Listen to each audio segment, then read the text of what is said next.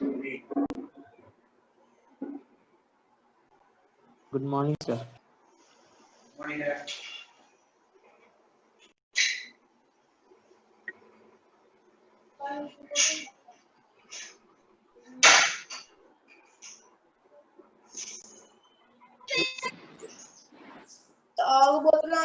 నువ్వు మొండబోతు ఏంటి ఇచ్చేది నీకు?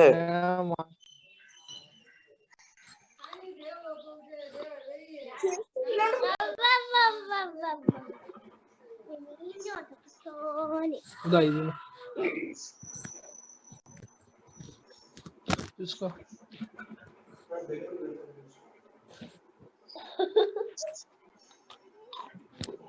We can start the lesson.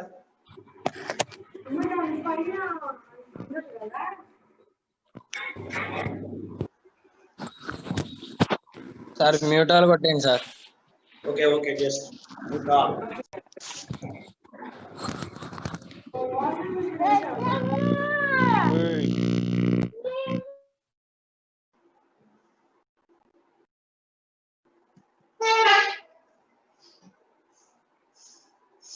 Good morning, Ritvik, good morning.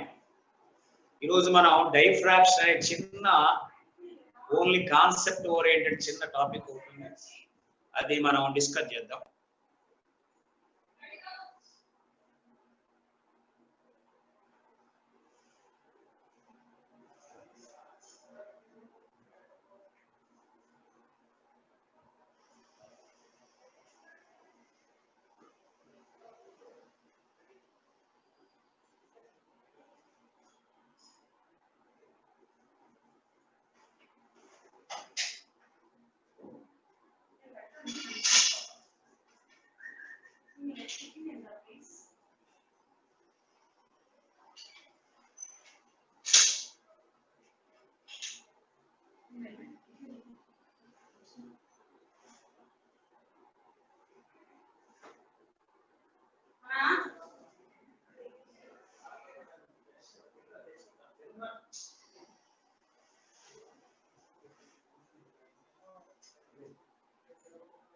పర్లేదు నెక్స్ట్.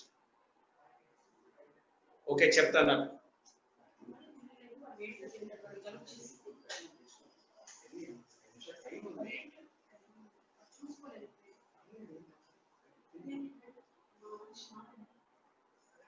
Right, okay.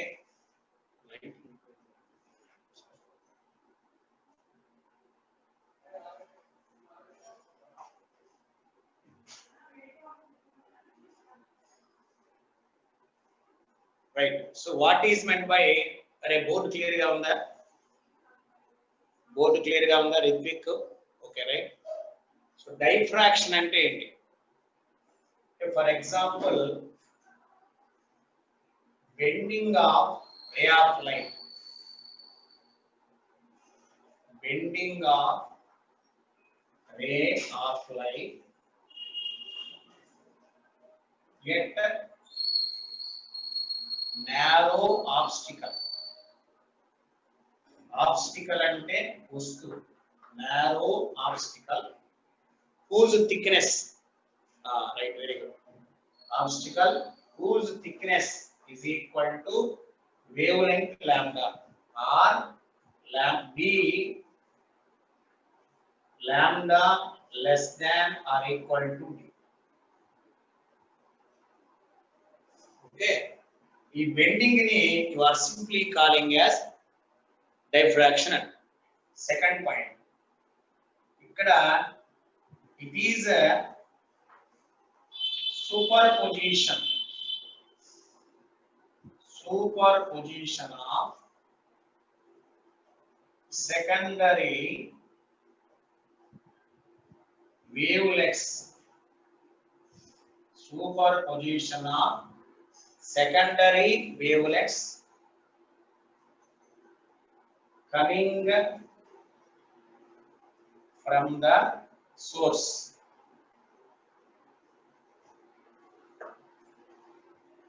ఇది సెకండ్ పాయింట్. హెడ్డింగ్ అంటే డైఫ్రాక్షన్ పైన పెట్టండి, చూడండి ఒకసారి, కనబడట్లేదా? అంటే ఏం లేదు చెప్తా. డయాగ్రామ్ ఉంది, డయాగ్రామ్ వేద్దాం మనం. బెండ్ అవ్వటం, రే ఆఫ్ లైట్స్ బెండ్ అవ్వడం కాదురా, బర్త్డే పార్టీ కాదు, మామూలుగానే బర్త్డే పార్టీ. సూపర్ పొజిషన్ అంటే ఇక్కడ కూడా interference, a type of interference takes place. అంటే ఇక్కడ కూడా ఒక ఇంటర్ఫిరెన్స్ జరుగుతుంది, that is taking place interference. అయితే ఇక్కడ సెకండరీ వేవ్లెట్స్ అంట, అదేంటి ఎక్స్ప్లెయిన్ చేస్తాను. According to Huygens principle, obstacle అంటే చిన్న వస్తువురా, అంటే లైట్ ని ఇలా అడ్డుకోవాలి, చాలా చిన్నగా పల్సగా ఉండాలి, బ్లేడ్ లాగా ఉండాలి, బ్లేడ్ చిన్న బ్లేడ్ అంతంటే ఇక్కడ బెండ్ అవుతాయి. వేస్ట్ చూపెడతాం. Third point, point number 3. Point number 3 అంటే ఉదాహరణకి ఒక జనరల్ ఎగ్జాంపుల్ ఇలా వేస్తాం. ఇది ఒక స్లిట్, ఇది స్లిట్, ఇది సోర్స్. ఇక్కడి నుంచి ఇలా వేవ్స్ వస్తాయి, వేవ్స్ ఇలా వస్తాయి. ఇది స్క్రీన్, ఇది స్క్రీన్. అయితే లైట్ ఏం కావాలి, స్ట్రైట్ గా ట్రావెల్ అవ్వాలి. కాబట్టి లైట్ స్ట్రైట్ గా ట్రావెల్ అవుతుంది కాబట్టి మీకు ఇక్కడ దాకే బ్రైట్ ఏరియా రావాలి. It should B bright because light travels in straight lines. ఇక్కడ దాకే నీకు బ్రైట్ గా రావాలి, అంతా డార్క్ ఉండాలి, కింద పైన డార్క్ గా ఉండాలి. అది న్యాచురల్ గా జరిగేది. కానీ ఇక్కడ రే ఆఫ్ లైట్ బెండ్ అవడం వల్ల, ఇక్కడ రే ఆఫ్ లైట్ ఇలా బెండ్ అవడం వల్ల ఈ యాంగిల్ థీటా బెండ్ అవడం వల్ల ఇది కూడా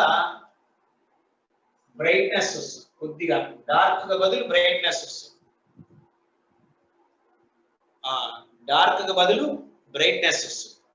అంటే లైట్ ఈ షాడోలోకి, ఇది తిరుగు షాడో, షాడోలోకి లైట్ ఏమైంది, ఎంక్రోచ్ అయిపోయింది. అందుకనే encroachment of light into the geometrical shadow, geometrical shadow is called diffraction.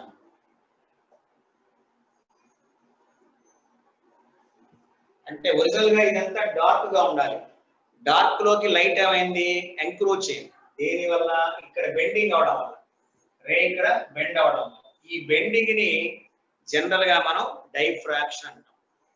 ఇది ఒక స్లిట్, ఇది ఒక slit. The encroachment of light into the geometrical shadow is called diffraction.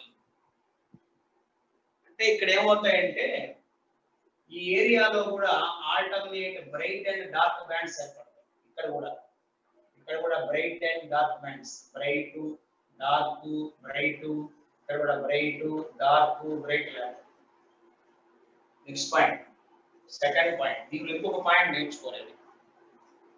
Encroachment అంటే చొచ్చుకొని పోవడం, ఎంక్రోచ్ అంటే చొచ్చుకొని పోవడం, ఎంక్రోచ్మెంట్ అంటే చొచ్చుకొని పోవడం. అక్కడ అడిగి పోకూడదు కానీ మనం తోసేసి చెప్తున్నట్టు అనమాట ఎంక్రోచ్మెంట్. రైట్, ఇక్కడ in that region alternate bright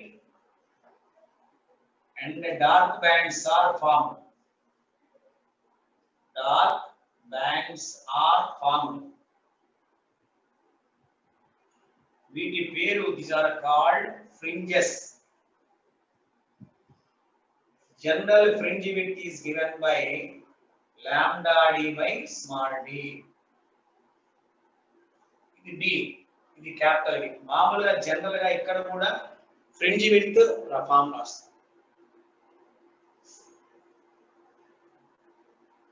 ఓకేనా, ఇంతవరకు నోట్ చేశారా? Fringe width beta is equal lambda d by d.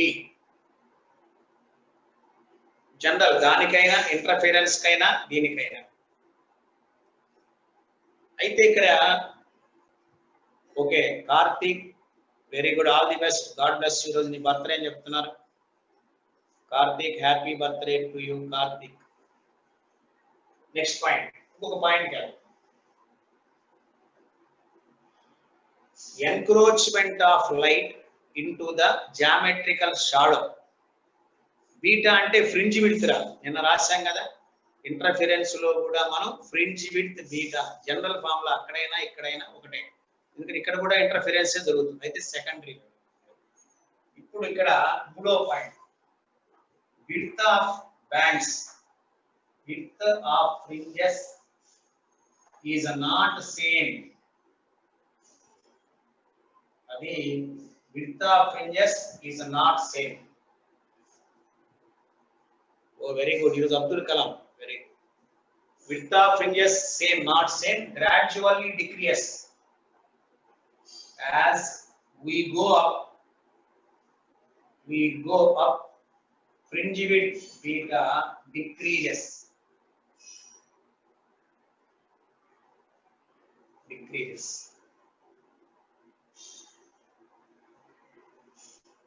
ఇవి జనరల్ గా మనం అబ్జర్వ్ చేసేటువంటి పాయింట్స్. డైఫ్రాక్షన్ పోలరైజేషన్ అడ్వాన్స్ లో లేదు, only it is in mains.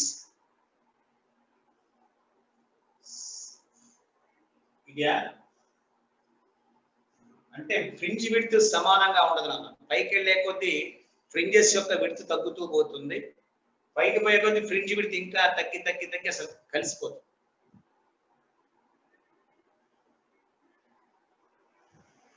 Okay, next point, దీన్ని మనం ఒక పాయింట్ రాద్దాం. ఎస్ అనేది ఒక సోర్స్, ఇక్కడ ఒక ఆబ్జెక్ట్ పెట్టాం. This is an object. Object యొక్క విడ్త్ ఏ అనుకుందాం. ఇట్ ఈజ్ ఈక్వల్ టు ఏ కి ఈక్వల్ అవ్వాలి. ఇక్కడ మనం వేవ్ ఫ్రంట్స్ ఇలా వస్తాయి. స్క్రీన్, ఇది స్క్రీన్ అంటే యాక్చువల్ గా అయితే ఇక్కడ దాకా డార్క్ రావాలి. ఇదంతా geometrical shadow, O A B, ఇదంతా బ్లాక్ గా ఉండాలి ఒరిజినల్ గా అయితే. It should be in a black. కానీ ఇక్కడ లైట్ బెండ్ అవడం వల్ల, ద లైట్ ఈస్ బెండింగ్, ఇక్కడ దాకా లైట్ ఎంక్రోచ్ అవుతుంది. ఈ ఏరియా అంతా కూడా బ్రైట్ గా వస్తుంది. తీటా ఈ ఏరియా అంతా కూడా బ్రైట్ గా వస్తుంది. ఇది కూడా అంతే, ఏబి మొత్తం డార్క్ గా ఉండాల్సింది. ఇక్కడ లైట్ బెండ్ అవడం వల్ల ఈ డార్క్ లోపలికి కూడా లైట్ వస్తుంది. అంటే థిక్నెస్ అనేది, సపోజ్ ఈ డస్టర్ ఉంది, డస్టర్ మీద లైట్ పడి బెండ్ అవ్వవు, కష్టం. సౌండ్ వేవ్స్ బెండ్ అవుతాయి, దాని వేవ్ లెంగ్త్, సౌండ్ వేవ్స్ యొక్క వేవ్ లెంగ్త్ ఎక్కువ. అదే లైట్ వేవ్స్ ఫ్రీక్వెన్సీ ఎక్కువ, వేవ్ లెంగ్త్ తక్కువ. ఇది సన్నగా ఉండాలి, అంటే ఒక చక్కగా బ్లేడ్ లాగా ఉండాలి. అంత ఉంటేనే ఈజీగా బెండ్ అయిపోతుంది, ఇంత దగ్గర బెండ్ కావు. అది ఎక్స్పెరిమెంటల్ గా జరిగే విషయం. బెండ్ అవ్వాలంటే సన్నగా ఉండాలి, పేపర్ మందం, ఇంకా తక్కువ. అంటే బ్లేడ్ ఉంటుంది కదా, మనం బ్లేడ్ వాడతాం, ఆ బ్లేడ్ థిక్నెస్ కన్నా ఇంకా తక్కువ ఉండాలి, అది ఉంటేనే బెండ్ అవుతాయి. అందుకని that is order of wavelength అన్నారు. Thickness wavelength. థిన్ గా ఉంటే డైఫ్రాక్షన్ రాదు, నాట్ పాసిబుల్. మనకు ఫ్రింజెస్ రావు. లావుగా ఉంటే రాదు, సన్నగా ఉండాలి. అది ఎక్స్పెరిమెంట్ కదా. ఇది encroachment of light. Okay, can I go to next point?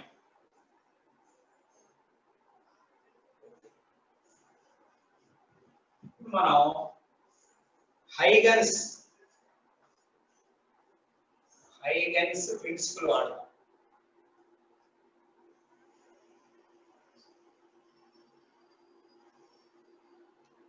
Huygens principle అంటే సెవెంత్ ఇది ఏదో ఒక పాయింట్ ఐగన్స్ ప్రిన్సిపల్. ఇప్పుడు ఇది ఒక సోర్స్ అనుకున్నాం, పాయింట్ సోర్స్, చిన్న పాయింట్ సోర్స్ పెడితే దీని చుట్టూ లైట్స్ ఇలా వస్తుంటాయి. ఇలా లైట్ ఇలా ట్రావెల్ అవుతుంది.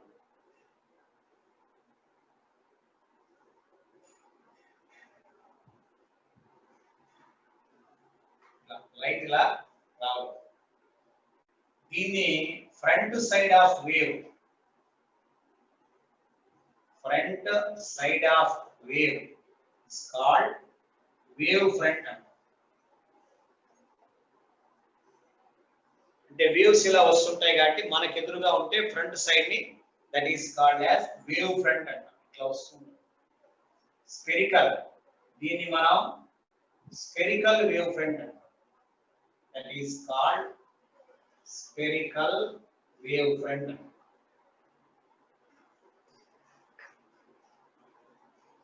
అదే స్లిట్ ఉంది అనుకోండి, పొడవైన స్లిట్, దీని చుట్టూ సిలిండ్రికల్ వేవ్ ఫ్రంట్స్ వస్తాయి. ఇలా లైట్ ఎలా వస్తుంది,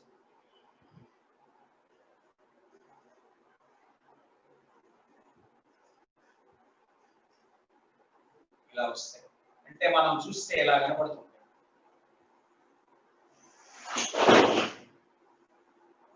దీన్ని సిలిండ్రికల్ వేవ్ ఫ్రంట్ అంట. This is called cylindrical wave front. అంటే సోర్స్ యొక్క నేచర్ ని బట్టి అది స్పెరికల్ వేవ్ ఫ్రంట్ అవ్వచ్చు, సిలిండ్రికల్ వేవ్ ఫ్రంట్ అవ్వచ్చు. ఈ రెండే ఉంటాయి, spherical, cylindrical. Wave front cylinder రూపంలో ఉంటుంది అన్ని వైపులా.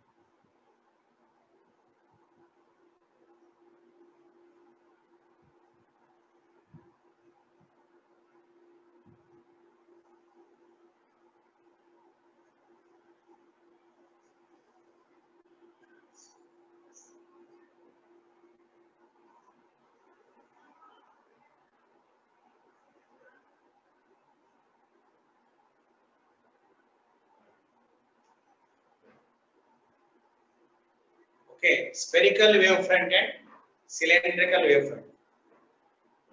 Speed of wavefront ante speed of light. Wavefront means the front side of the wave is called wavefront. Simple definition. మనం ఒక బస్సుని ఫేస్ చేస్తే ఫ్రంట్ సైడ్ ఎలా ఉంటుందో వేవ్ మన వైపు వస్తేటప్పుడు దాని నేచర్ని అబ్జర్వ్ చేస్తాం. కంటికి కనపడదు ఇది. These are not visible. వస్తున్నాం ఒక నిమిషం, తొందరపడదులే వరప్రసాద్ చెప్పనే. ఇది లాంగ్ డిస్టెన్స్ వెళ్ళే అనుకోండి, బాగా ఈ రెండు వేవ్ ఫ్రంట్స్ లాంగ్ డిస్టెన్స్ వెళ్తే ఇది నిదానంగా ఇలా మారిపోతాయి. For a long distance both cylindrical and can be converted into plane wave fronts గా మారిపోతాయి. ప్లేన్ వేవ్ ఫ్రంట్స్ రెండు కూడా అంతే, ప్లేన్ వేవ్ ఫ్రంట్ గా మారుతాయి. లాంగ్ డిస్టెన్స్ లో ఈ షేప్ పోతాయి, అంటే collision with surrounding elements atoms తో కొలైడ్ అయి అంతే. సన్ నుంచి వచ్చేవన్నీ కూడా plane wave fronts. Can I go to next point?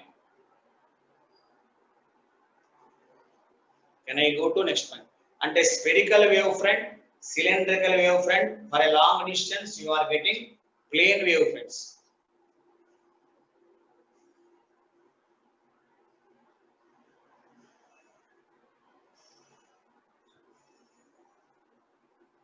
Okay right, ఇప్పుడు చూడండి.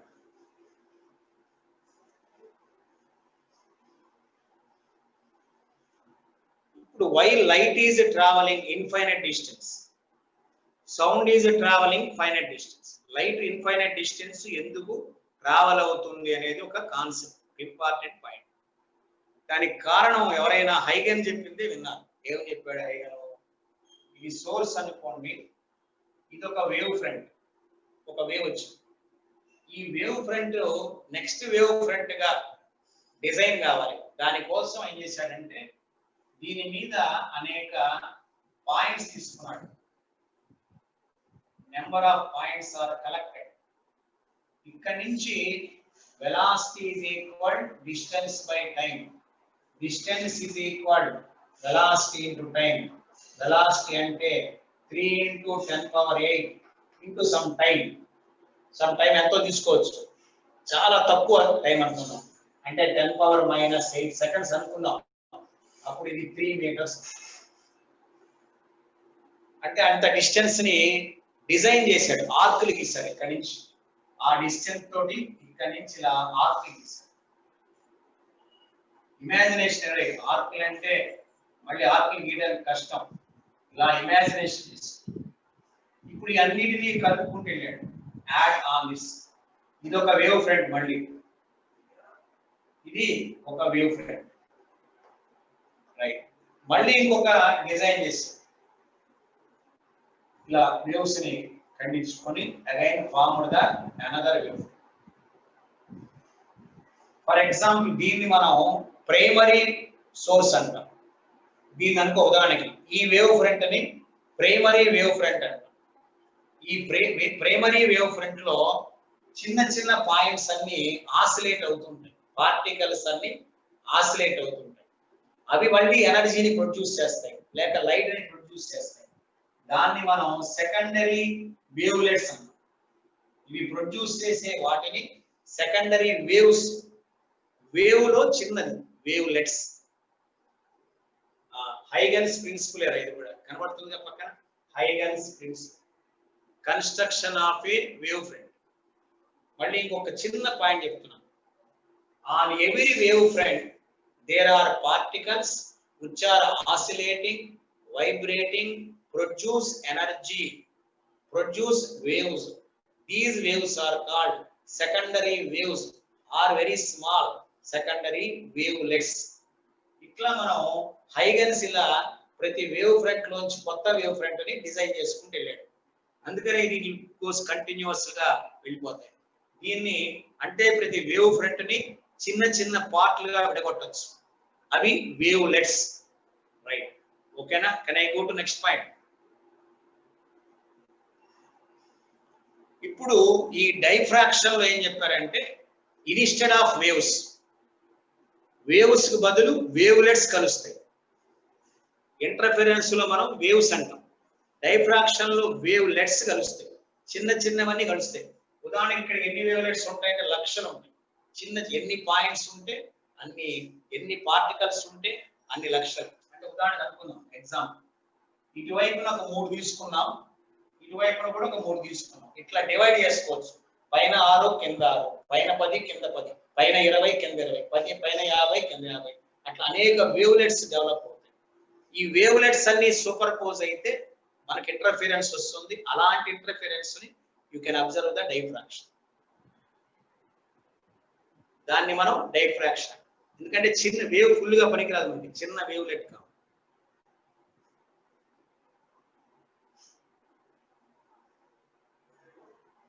Okay, can I go to next point?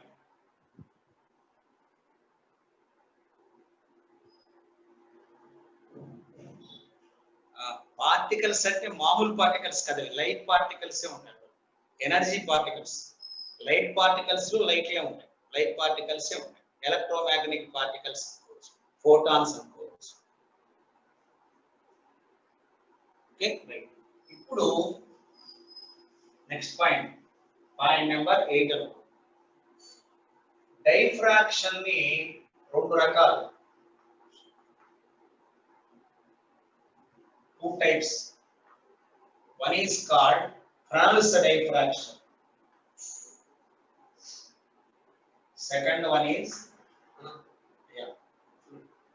Fraunhofer diffraction.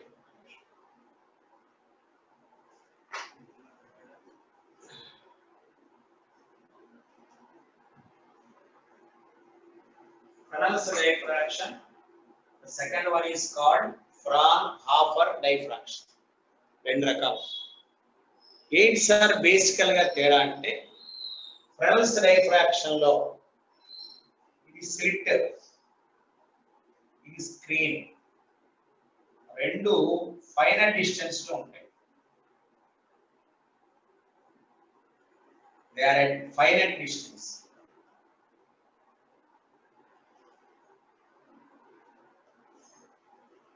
Okay. మరి Fraunhofer diffraction అంటే ఈ స్లిట్, ఇది స్క్రీన్ ఇన్ఫైనైట్ డిస్టెన్స్ లో ఉంటాయి. Okay.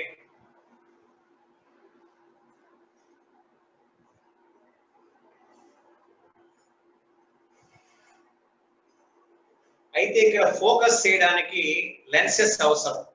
We need lenses here for focusing the light waves. Here no need of lens. Lenses అవసరం లేదు. ఈ lenses no need of lenses. Distance very small, distance maximum. Lenses are not needed. Lenses are needed.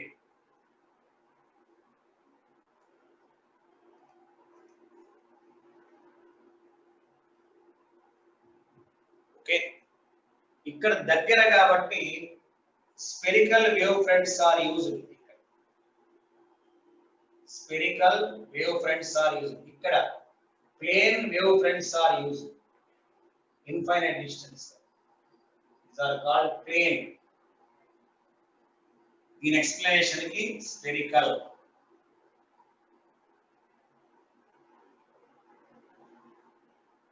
Distance ఎక్కువ ఉంది కదా, long distance ఉంటాయి. Long distance అంటే 10-20 మీటర్లు అట్లా ఉంటాయి. ఫోకస్ చేయడానికి లైట్ మధ్యలో డిసపేర్ అయిపోతుంది.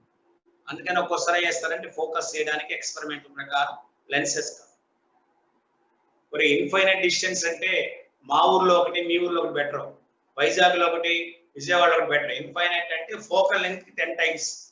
అంటే దీని ఫోకల్ లెంత్ 10 సెంటీమీటర్స్ ఉంటే 100 సెంటీమీటర్స్ పెట్టాలి. ఇన్ఫైనైట్ అంటే ఎక్కడో పెడితే ఏం కనపడదు. ఇన్ఫైనైట్ అంటే focal length comparison.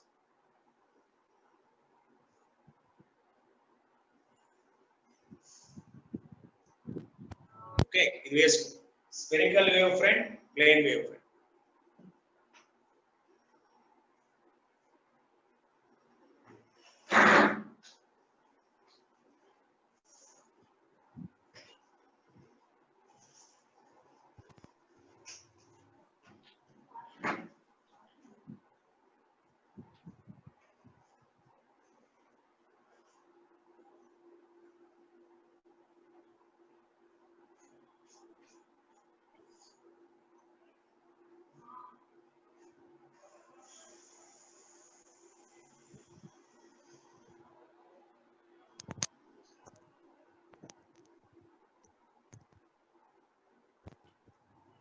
Can I go to next point?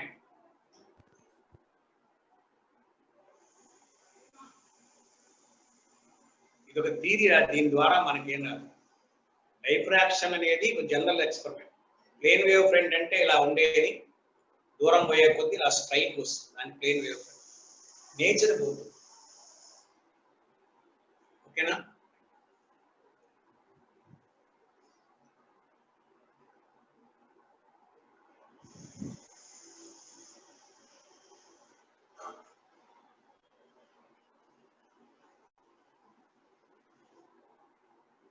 ఇక్కడ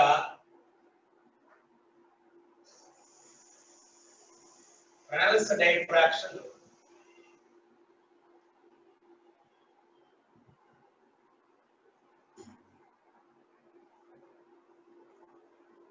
ఇది స్లిట్, ఇది స్క్రీన్. దానిలో ఏం చెప్తున్నాడంటే ఇక్కడి నుంచి వచ్చేటువంటి లైట్, ఇలా లైట్ వస్తుంది. ఇక్కడ ఏదన్నా ఒక పాయింట్ తీసుకున్నాం అనుకోండి, ఈ డిస్టెన్స్ డి. Fresnel's diffraction లో ఈ డిస్టెన్స్ వచ్చి డి. ఇది some y,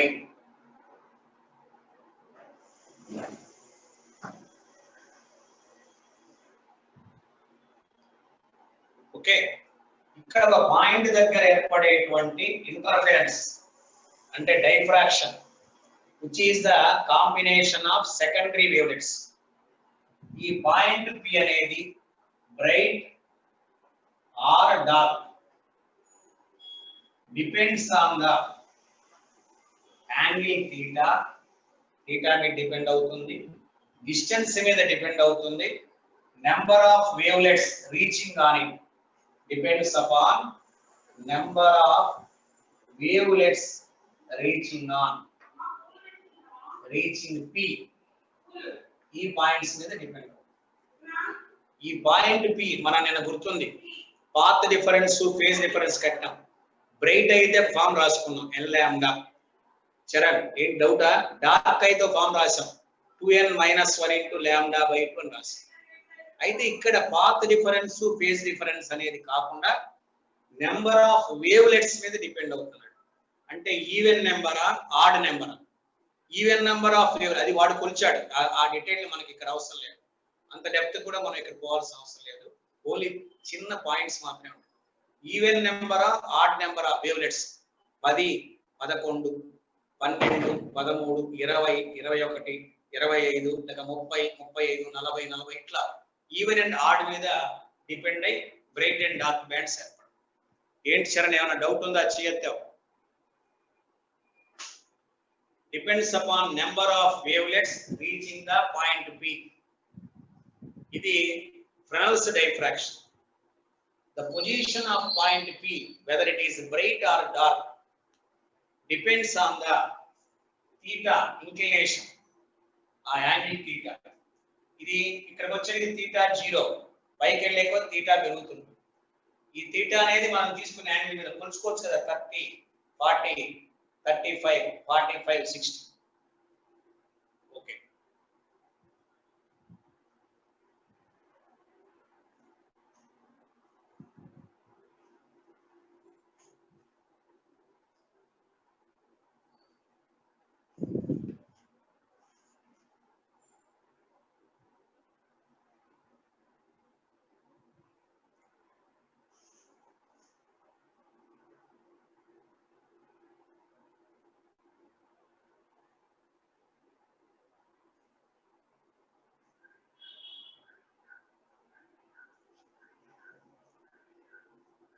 so even number అయితే ఏంటర్ అది బెటర్ తెలియదు చూడలేదు.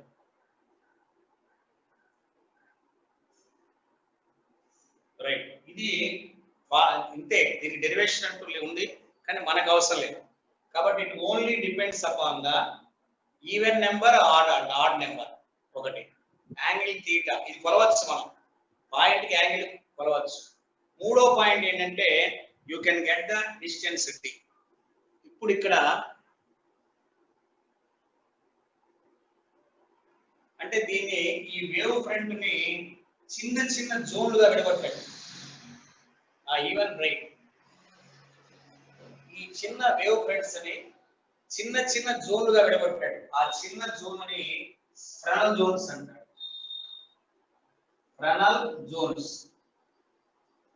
జోన్స్ అంటే అవే వేవ్లెట్స్ ని చిన్న చిన్న ఏరియా. అంటే ఉదాహరణకి వేవ్ ఫ్రంట్ ఇలా ఉందనుకోండి, ఇది ఒక జోన్, ఫస్ట్ జోన్, ఇది సెకండ్ జోన్, ఇది థర్డ్ జోన్, ఇది ఫోర్త్ జోన్, ఇట్లా విడగొట్టాడు జోన్ లాగా. లేదా మనకి ఇలా కనపడితే ఇది first zone, second zone, third zone, fourth zone, ఇట్లా విడగొట్టాడు. ఎన్ని జోన్ల నుంచి ఈ పాయింట్ పీకి వస్తున్నాయో దాన్ని క్యాలిక్యులేట్, అందుకని ఇది కాంప్లికేట్ అయిపోయింది. This is a very complicated work. Each wavefront divided into a number of zones or half periods అంటాం. దాని హాఫ్ పీరియడ్ అంటే టైం. పీక్ ఎంత వస్తుంది? 2π. హాఫ్ పీరియడ్ జోన్స్ అంటే T/2 అంటే π అంటే λ/2 డిస్టెన్స్ తోటి ఇవన్నీ హాఫ్ పీరియడ్ జోన్స్ గా విడగొట్టాయి. సో ఎన్ని జోన్స్ నుంచి P దగ్గరికి వేవ్లెట్స్ వస్తాయో దాన్ని బట్టి ప్రీ, బీటా, డార్క్ అని చెప్పొచ్చు. ఈ క్యాలిక్యులేషన్ ఇస్ వెరీ కాంప్లికేటెడ్. అవును, జోన్స్ అంటారు. ఈ జోన్ నుంచి ఎన్ని జోన్ అంటే ఈ జోన్ నుంచి వచ్చాయా, ఈ జోన్ నుంచి కూడా వచ్చాయా, ఈ జోన్ వచ్చాయా, ఎన్ని జోన్ నుంచి ఇక్కడ నీకు సెకండరీ వేవ్లెట్స్ జాయిన్ అవుతాయో దాన్ని బట్టి నేను లెక్క వేయడం జరిగింది. This is called as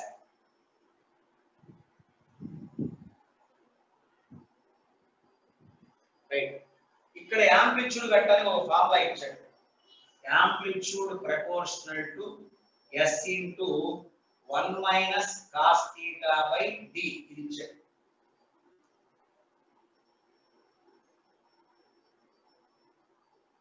S అంటే ఏరియా ఆఫ్ దిస్ జోన్, ఈ జోన్ యొక్క area.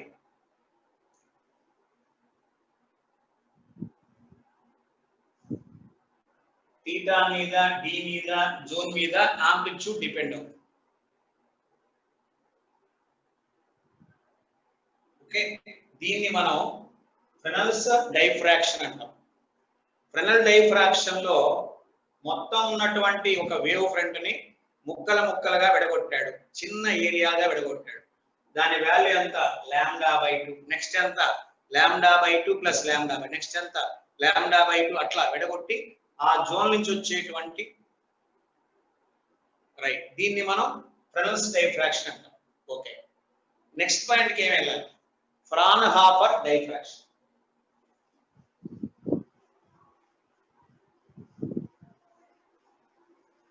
Right, second point, next point is called Fraunhofer diffraction.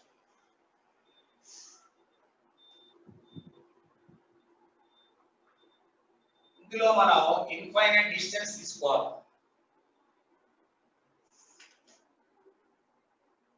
దీనిలో ఒక సింగిల్ స్లిట్ అనే పద్ధతి ఉంది, అదొక్కటే మనకి సిలబస్ లో ఉంది.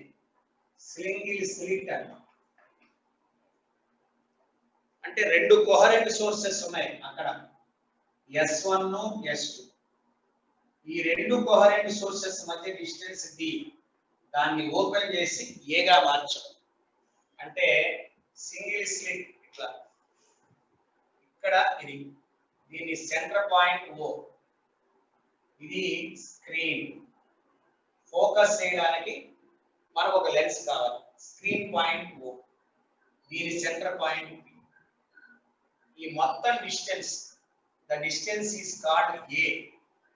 అక్కడైతే డిస్టెన్స్ బిట్వీన్ కోహరెంట్ సోర్సెస్ అని రాసాం, that can be taken as A గా తీసుకున్నాం. అది మొత్తం స్లిట్. రైట్, ఇప్పుడు suppose I am taking a point P. ఇక్కడ ఒక పాయింట్ P ఉంది. దీనిలోంచి ఏమవుతాయి? వేవ్ ఫ్రంట్ ఇలా వస్తుంది.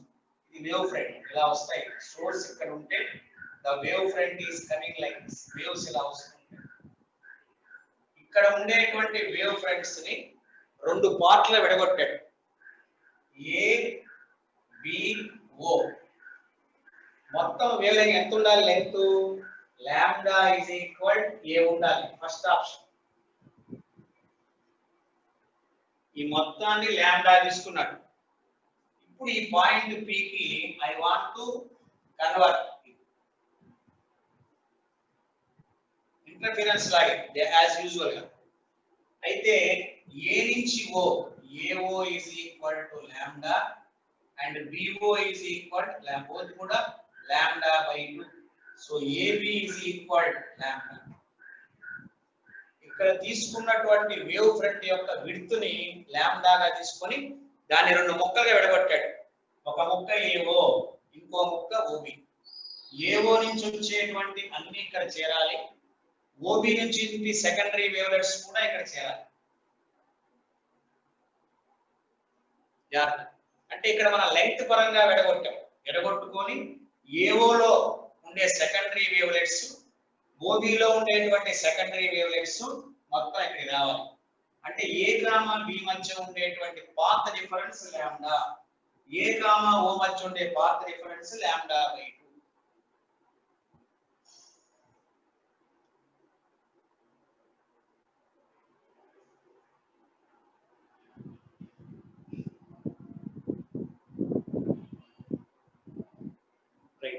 ఇప్పుడు దీని నుంచి మనం యాంగిల్ గీసాం, θ.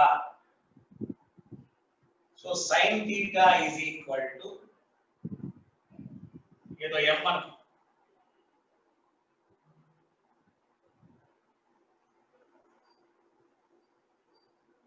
Vm by AB అంటే Vm is equal AB అంటే A into sin theta. This is called as path difference. మనం ఇద్దరికి రాసుకున్నట్టే అక్కడ కూడా అదే రాసాం D sin theta రాసాం, ఇక్కడ A sin theta రాసాం. ఇది సింగిల్ స్లిట్ ఎక్స్పెరిమెంట్ అంట. ఏ అంటే విడ్త్, లాంబ్డా అంటే విడ్త్ కాదు. ఏ లాంబ్డా అంటే మొత్తం లెంగ్త్ ఇది, అంటే ఇక్కడ ఉండేటువంటి వేవ్ లెంగ్త్. దాని విడ్త్ని ఏ, దాన్ని 2 ముక్కలు చేస్తాం. ఇప్పుడు ఈసారి 3 ముక్కలు చేస్తాం, అంటే 3 వేవ్ ఫ్రంట్స్ గా విడగొడతాం. తర్వాత 4 వేవ్ ఫ్రంట్స్ గా ముక్కలు lambda by 3, lambda by 3, lambda by 3, తర్వాత lambda by 4, lambda by 4, lambda by 4 ఇట్లా.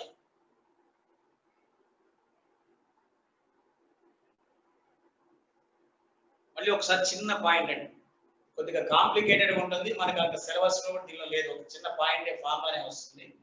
ఇది Vm is equal A sin theta. అంటే ఈ పాయింట్ P దగ్గర సపోజ్ A కి వచ్చాం అనుకోండి, పాత్ డిఫరెన్స్ 0. A దగ్గర పాత్ డిఫరెన్స్ 0 కాబట్టి suppose AO is equal BO, path difference is equal to 0, phase difference is equal to 0. hence ఇక్కడ ఒక బ్రైట్ బ్యాండ్ ఫామ్ అవుతుంది, that is called bright form అవుతుంది. దాన్ని మనం you are calling as central bright అని. ఏ దగ్గర నుంచి వచ్చేటువంటి వేవ్ ఫ్రంట్స్ ఓని చేరి బి దగ్గర ఉండేటువంటి వేవ్ ఫ్రంట్స్ కూడా ఓని చేరితే పాత్ డిఫరెన్స్ 0 ఈక్వల్ కాబట్టి ఫేజ్ డిఫరెన్స్ 0, అక్కడ ఒక బ్రైట్ బ్యాండ్ వస్తుంది. ఇన్ కేస్ ఆఫ్ ఇంటర్ఫరెన్స్ లాగానే దాన్ని సెంట్రల్ బ్రైట్ బ్యాండ్ అంటారు. ఈ సెంట్రల్ బ్రైట్ బ్యాండ్ పైన డార్క్, మళ్ళీ బ్రైట్, మళ్ళీ డార్క్, మళ్ళీ బ్రైట్, అట్లా కింద కూడా బ్రైట్ డార్క్, సెంట్రల్ బ్రైట్ తర్వాత డార్క్, మళ్ళీ డార్క్ డార్క్ ఇలా వస్తాయి. Same as in the case of interference లాగా.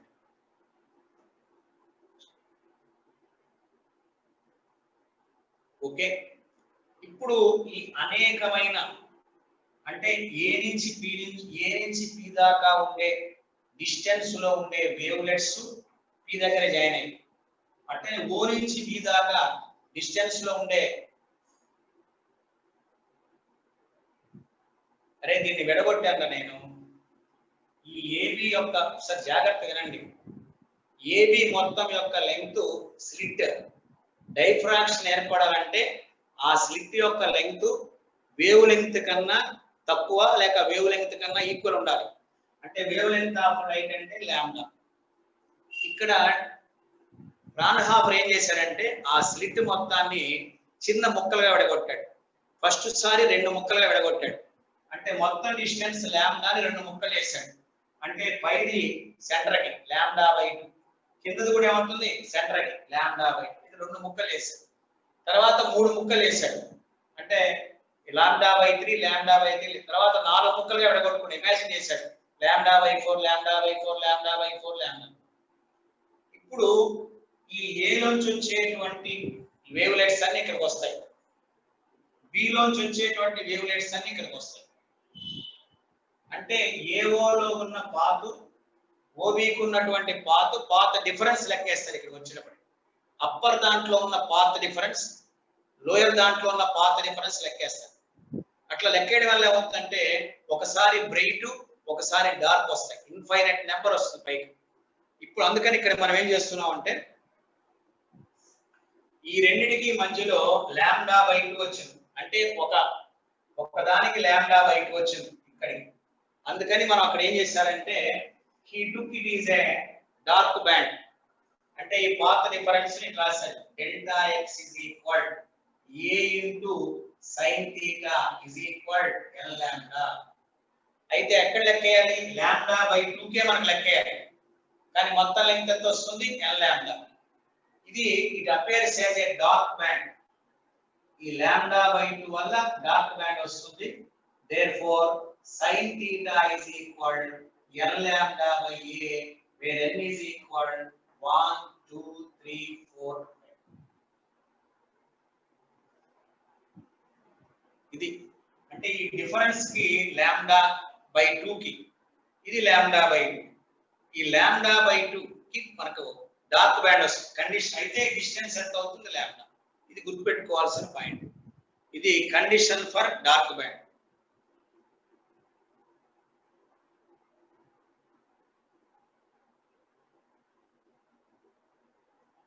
Right.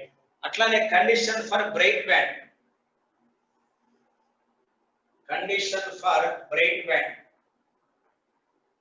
is equal sin theta is equal 2n plus 1 into lambda by 2.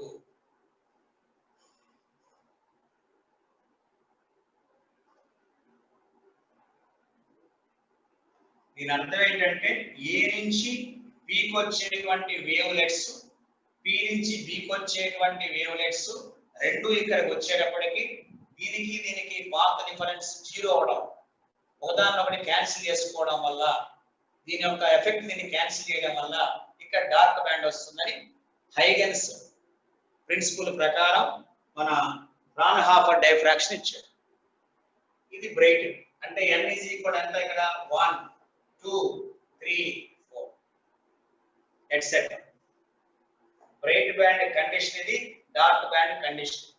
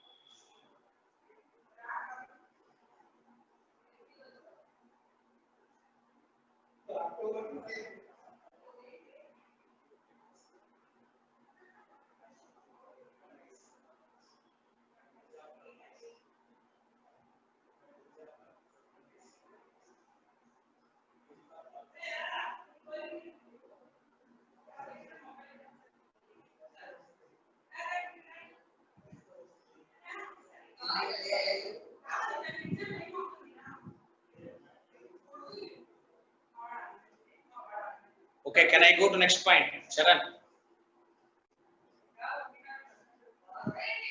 Okay. ఇక్కడ ఇది స్క్రీన్ ఆర్ స్లిట్.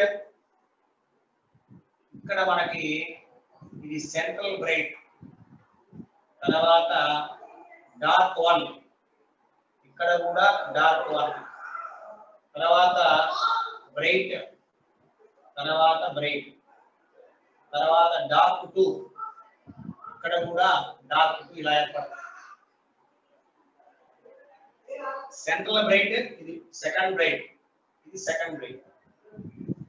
ఇట్లా కింద పైన ఇంటర్ఫిరెన్స్ ప్యాటర్న్ ఏర్పడినట్లే ఏర్పడతాయి. పైన కూడా ఇంటర్ఫిరెన్స్ ప్యాటర్న్ ఏర్పడుతుంది, కింద కూడా ఇంటర్ఫిరెన్స్ ప్యాటర్న్ ఏర్పడుతుంది. రైట్. ఇక్కడి నుంచి ఇక్కడ దాకా ఉండేదాన్ని విడ్త్ ఆఫ్ సెంట్రల్ బ్యాండ్ అంటే, పైన డార్క్ కి కింద డార్క్ కి మధ్యలో ఉండేదాన్ని విడ్త్ ఆఫ్ సెంట్రల్ బ్యాండ్. ఇది సెంట్రల్ బ్యాండ్ యొక్క విడ్త్ ఉంటుంది. ఇది ఎంత ఉంటుందో చూద్దాం ఒకసారి. ఇది theta, this is equal to a. మనం నిన్న చిన్న హెడ్డింగ్ పెట్టుకోండి, దీని సెంట్రల్ బ్రైట్ బ్యాండ్ అంటాం.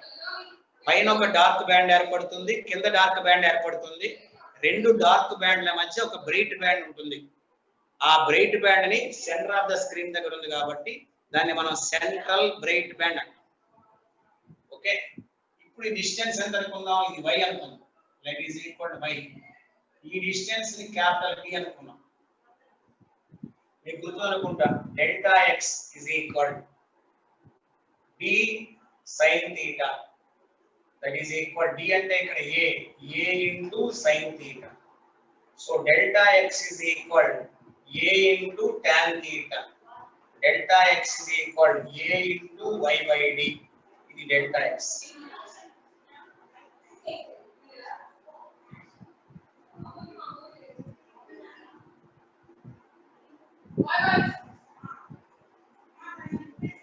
ఇది ఫస్ట్ మినిమం, ఇక్కడ ఇది ఫస్ట్ మినిమం కాబట్టి ఫస్ట్ మినిమానికి a sin theta is equal to lambda అని రాస్తాం.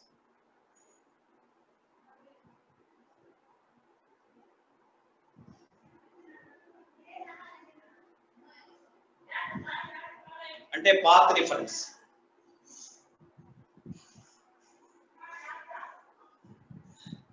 ఓకే ఒకసారి డెల్టా ఎక్స్ ఇది path reference. Delta x is equal lambda. Lambda is equal a into y by d. So y is equal lambda d by a.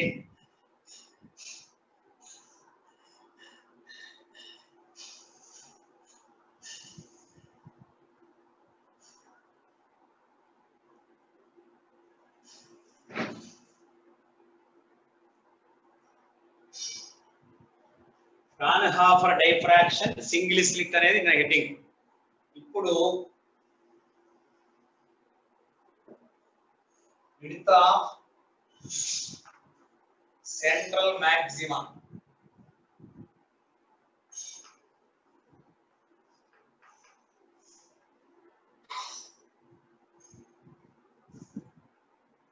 ఇది central maximum యొక్క width ఇది.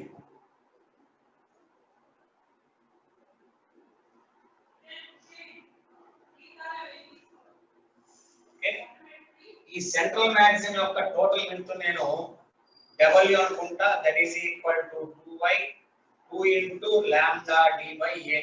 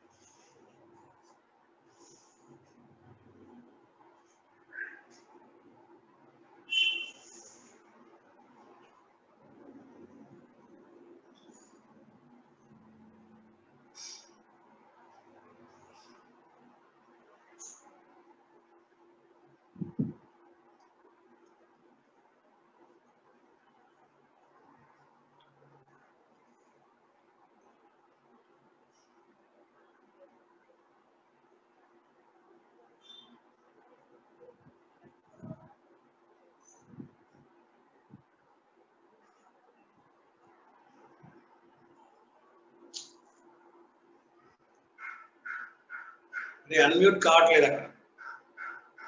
Next పాయింట్కి వెళ్ళచ్చు చూడండి ఒకసారి.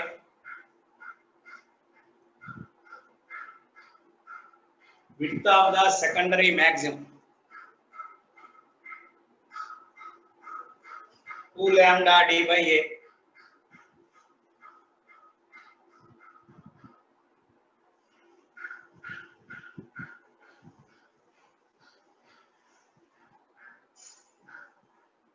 Next heading, positions of dark bands or minima.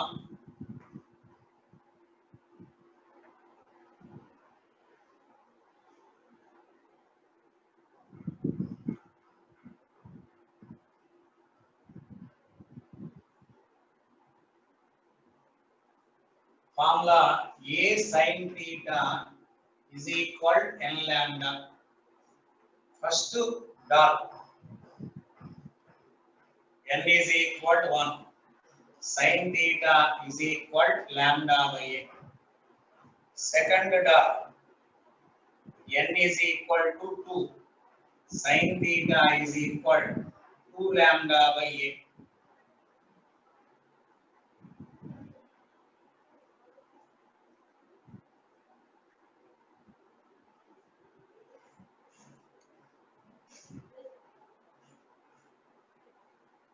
Third dark is equal, n is equal to 3. Sin theta is equal to 3 lambda by a. In positions ఇక్కడ ఇది central bright, first dark, second dark, third dark. ఇట్లా ఇక్కడ కూడా రెండో వైపు first dark, second dark, third dark. మామూలు general గా మనం యంగ్స్ మోడల్స్ ఎక్స్పెరిమెంట్ చూస్తే బ్రైట్ కి మధ్యలో డార్క్ ఏర్పడుతుంది, డార్క్ కి మధ్యలో బ్రైట్ ఏర్పడుతుంది. దాని విడ్త్ని మనం ఫ్రింజ్ విడ్త్ అంటాం, బీటా అంటాం. రాయండి ఒకసారి.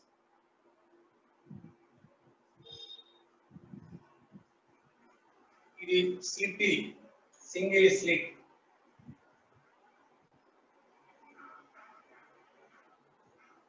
మీరు మాక్సిమా కేసు చూడండి, నేను డార్క్ వేసాను, మీరు మాక్సిమా కేసు చూడండి.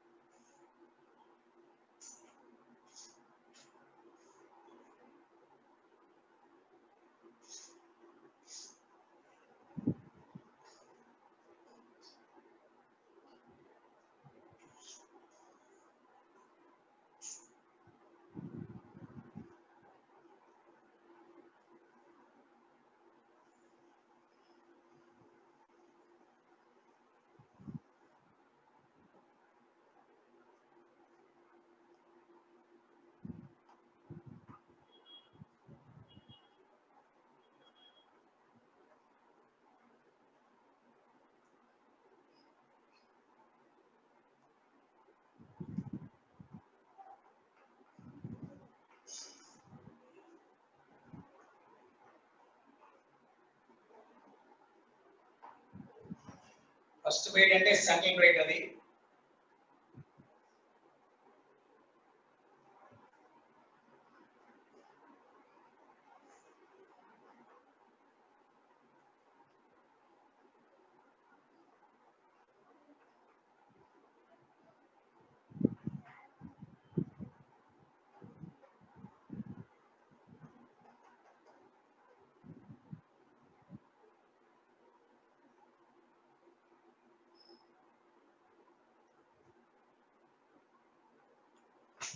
చైతన్య టీషర్ట్ రోజు వేసుకోవడం బాగుండదు, నేను వేసుకోలేదు. ఈరోజు రోజు టీషర్ట్స్ ఏం వేస్తాం, మార్చుకున్నాం అప్పుడప్పుడు.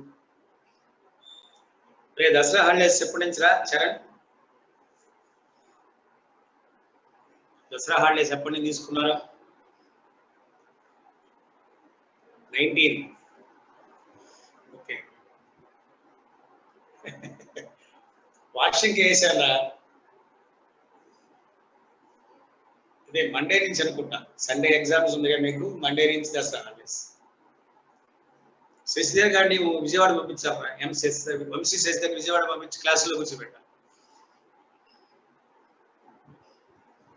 ఇవన్నీ బ్రైట్ గ్రైడ్, సేమ్ ప్రొసీజర్. మనం విజయవాడలో కూడా బాగా వాటర్ వచ్చింది, కొన్ని ఏరియాలో బాగా వాటర్ వచ్చింది.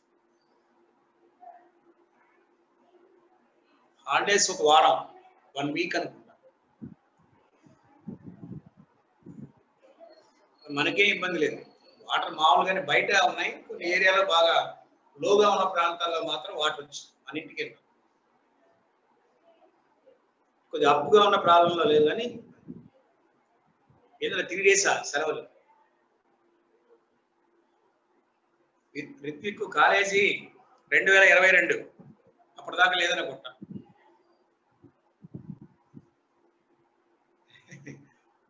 ఏదైనా ఇప్పుడు కరోనా లేదు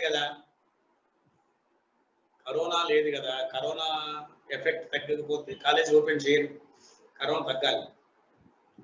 21 రేపు జాన్యువరికి ఏదన్నా అంటే నవంబర్ ఎండింగ్కి ఏదైనా ఓపెన్ చేస్తాం అనుకుంటున్నాం. మన వాళ్ళు అయితే కాలేజీకి అంతా శానిటైజేషన్ కొట్టించారు. ఇక్కడ నేను సెంటర్లో బెంచ్ సర్కిల్ దగ్గర ఉంటాను. మెయిన్స్ డేట్ ఏమి ఉండదా నాకు తెలిసినంత వరకు, జనవరి ఫిబ్రవరి 2-3 నెలలు అటు ఇటు ఉంటుంది. 3-4 నెలల్లో 3 days కాదు. 18th నుంచి ఫుల్గా ఓపెన్ చేయాలంటే చెప్పలేము, అది ఎవరికి ఏం అర్థం కావట్లేదు.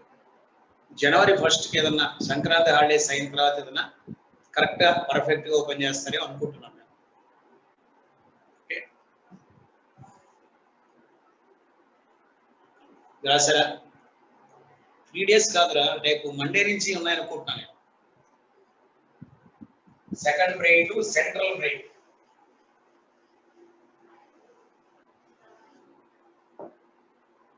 డైఫ్రాక్షను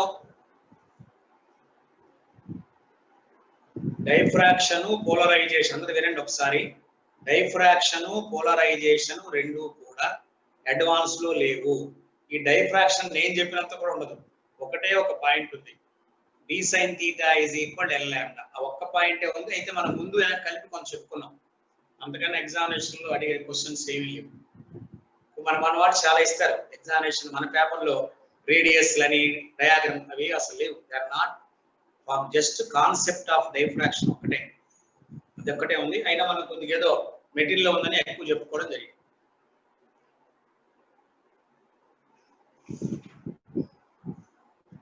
తర్వాత can I go to next sub topic, resolving power.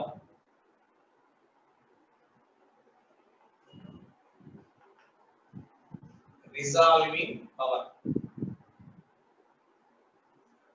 అంటే రిజాల్వ్ చేయడం అంటే ఏంటి?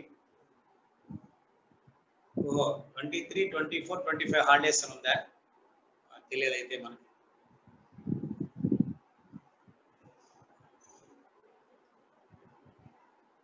ఇక్కడ జనరల్గా ఏంటంటే మనం రెగ్యులర్ క్లాస్లో చేసినంత వర్క్ని ఇక్కడ చేయలేము. అట్లానే ఇక్కడ రెగ్యులర్ క్లాస్లో మనం కూర్చొని పక్కనే నీ పక్కన కూర్చోబెట్టి మనం అంతా చక్కగా చేయించినంత ఇక్కడ చేయించలేము. సెకండ్ ఇయర్లో బేసిక్స్ బాగా నేర్చుకోవాలి. హయ్యర్ లెవెల్ ప్రాబ్లమ్స్ నాకు తెలిసినంత వరకు అయితే వేస్ట్. సెకండ్ ఇయర్లో మీరు బాగా గమనించండి, ఫస్ట్ ఇయర్ కన్నా సెకండ్ ఇయర్లో చిన్న చిన్న బేసిక్ ప్రాబ్లమ్స్ ఇస్తారు. మనం మెయిన్స్ దృష్టిలో పెట్టుకున్నప్పుడు ఆ బేసిక్స్ పాయింట్స్ అన్ని చక్కగా చెప్పాలి. ఇప్పుడు ప్రాబ్లమ్స్ ఉన్నాయి, ఎన్ని మెటీరియల్స్ ఉన్నాయి, డిసి పాండే, ఎస్సి వర్మ, సింగేజ్, దిక్కుమాల్ అనే ప్రాబ్లమ్స్ ఉన్నాయి. కాన్సెప్ట్ నీకు తెలిస్తే నువ్వు ఏ ప్రాబ్లం అయినా తీసుకుంటావు. అసలు కాన్సెప్ట్ రాకుండా నేను పెద్ద పెద్ద ప్రాబ్లమ్స్ చెప్పుకుంటూ వస్తే ఏమనిపిస్తుంది తెలుసా? వేస్ట్. అంతే కదా. నాకైతే అలా చెప్పడానికి సెకండ్ ఇయర్లో అయితే నేను నాట్ ఇంట్రెస్టెడ్. పెద్ద పెద్ద ప్రాబ్లమ్స్ చెప్పుకోవాలంటే ఆ పెద్ద ప్రాబ్లం బోర్డు మీద రాయాలి, నీకు చెప్పడం కుదరదు. నా దగ్గర బంచెస్ ఆఫ్ బుక్స్ ఉన్నాయి. లాస్ట్ ఇయర్ మనం 100% ఫిజిక్స్ కూడా కొట్టించాం, కానీ బేసిక్స్ లేకుండా నువ్వేం కన్స్ట్రక్ట్ చేయలేవు. పెద్ద పెద్ద ప్రాబ్లమ్స్ పది చెప్తే సూపర్ స్టార్ అనుకుంటాం, కానీ ఆ ప్రాబ్లమ్స్ వల్ల ఏం ఉపయోగం లేదు, కాన్సెప్ట్ రాదు నీకు. అది దానివల్ల పెద్ద డిఫికల్ట్ ఇబ్బంది అక్కడ పడిపోతుంది, పెద్ద బొక్క సెకండ్ ఇయర్ రాసేటప్పుడు. సో చాలా మంది ఏమనుకుంటారు, పెద్ద పెద్ద ప్రాబ్లమ్స్ చేస్తే భలే ఉంటుంది సార్. నాకు తెలిసినంత వరకు ఆ పెద్ద ప్రాబ్లం చేసినట్టు ఒక్కడ కూడా మెయిన్స్ అడ్వాన్స్ క్వాలిఫై కాల, ఒక్కడు కూడా కాడు. చిన్న బేసిక్స్ నేర్చుకోవాలి. అందుకని బేసిక్స్ చాలరా మనకు, మన మెటీరియల్లో ఉండే బేసిక్స్ చాలు. మెయిన్స్ గ్యారంటీగా డెఫినెట్గా మీరు జాగ్రత్తగా చేస్తే మెయిన్స్ 100% క్వాలిఫై అవుతారు. అడ్వాన్స్ అనేది హార్డ్ ప్రెజర్, చాలా ప్రెజర్ అయినది. దానికి మన క్యాంపస్లో కూడా ఏ క్యాంపస్ చూసినా తక్కువ. అందుకని బేసిక్స్ మీద నేను ఇంపార్టెంట్. కాలేజీ ఓపెన్ అయితే ఇంకా ఆన్లైన్ ఎందుకు మనకు? ఇప్పుడు కాలేజీ ఓపెన్, నేను నీకు మీ ఎస్సీ వర్మ చేయమని చెప్తున్నా, అప్పుడప్పుడు డిసి పాండే చెప్తాను చేయమని చెప్తాను. మనం క్లాస్లో కూర్చుంటే సింగేజ్ చేసేవాడు, చక్కగా సింగేజ్లో ప్రాబ్లమ్స్ అని చెప్పుకునేవాడు. మనం మా ఫస్ట్ ఇయర్ చేసింది కూడా అంతే. కానీ ఇక్కడ సెకండ్ ఇయర్కి వచ్చేటప్పటికి ఈ బేసిక్స్ చాలా ఇంపార్టెంట్. మీకు తెలియదు, నాకు చాలా ఎక్స్పీరియన్స్ ఉంది కాబట్టి చెప్తున్నాను. పెద్ద పెద్ద ప్రాబ్లమ్స్ ఒక 5 చెప్పి క్లాస్ క్లోజ్ చేయొచ్చు, చాలా హ్యాపీ. 5 పెద్ద ప్రాబ్లమ్స్ చేసుకుంటూ పోతుంది, కానీ దానివల్ల ఏమవుతుంది, ఏమి రాదు, నథింగ్ విల్ హ్యాపెన్. అర్థమవుతుంది మీకు? అర్థం కాక మీరు మాట్లాడుకోవడమే. బేసిక్స్ రాంది సున్నా. కాబట్టి నువ్వు ఎగ్జామ్ రాసి చూడు, నీకు తెలుసు. ఓకేనా? రైట్. ఇప్పుడు మనం రిజాల్వింగ్ పవర్ అంటే దాని రిజాల్వింగ్ లిమిట్ 2 పాయింట్స్ ఉన్నాయి ఇక్కడ. Resolving limit, resolving limit 2, resolving power.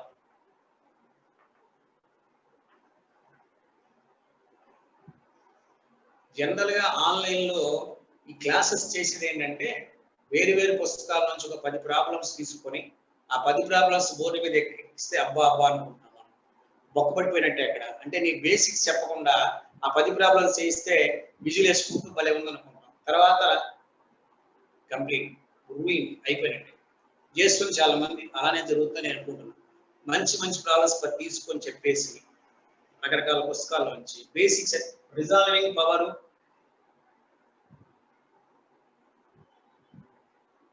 కాబట్టి ఆ కేర్ తీసుకోమని చెప్తాను. చక్కగా బేసిక్స్ చదువుకోమని చెప్తున్నాను. అర్థం అవుతుందండి? సరిపోతుందిరా చైతన్య మెటీరియల్ మొత్తం చేసుకోండి. నీకు ఇంట్రెస్ట్ ఉంటే సింగేజ్ తీసుకొని చేసుకుంటూ రా. దేనికైనా బేసిక్ పాయింట్ యాడ్ అయితేనే పైకి వెళ్తాం. బేసిక్స్ తెలియకుండా నేను పెద్ద పెద్ద ప్రాబ్లమ్స్ పని చేసుకున్నానంటే నీకు వచ్చేది బొక్క, సున్నా, ఫుల్ బొక్కే. సెకండ్ అయిపోయిందో తెలుస్తుంది కదా ఎంత బొక్క పడింది. కనీసం బేసిక్ పాయింట్స్ ఉండేది. సిల్వరింగ్ ద లెన్స్ చెప్పాను నేను, సిల్వరింగ్ ద మిరర్స్ చెప్పుకున్నాం. అవన్నీ ప్రాపర్ డెరివేషన్ చేసి చెప్పుకుంటూ వచ్చాను.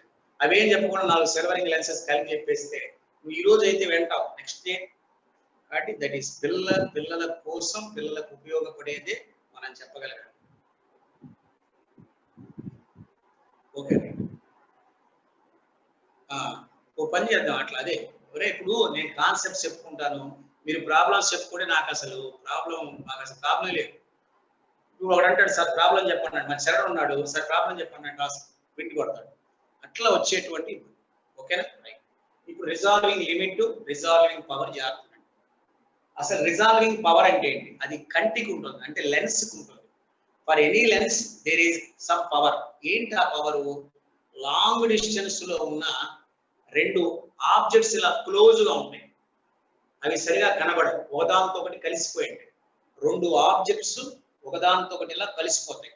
మనం లెన్స్ తో చూసినప్పుడు ఆ 2 సపరేట్ చేయగలగాలి, సపరేట్ గా కనబడాలి. అది కెపాసిటీ. ఆ కెపాసిటీని రిజాల్వింగ్ పవర్.